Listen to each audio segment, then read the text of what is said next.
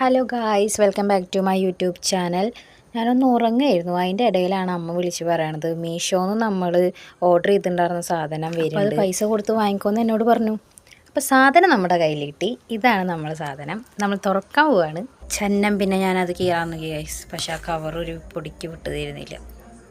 അങ്ങനെ കുറച്ച് നേരത്തെ പരിശ്രമത്തിനൊടുവിൽ ഞാനത് പൊട്ടിച്ചു ഗൈസ്. പൊട്ടിച്ചതിൻ്റെ എക്സ്പ്രഷനാണ് ഗൈസ് നിങ്ങൾ കാണുന്നത്.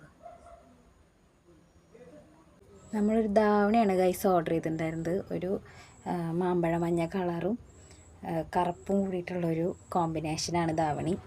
പുറത്തേക്ക് എടുക്കാം.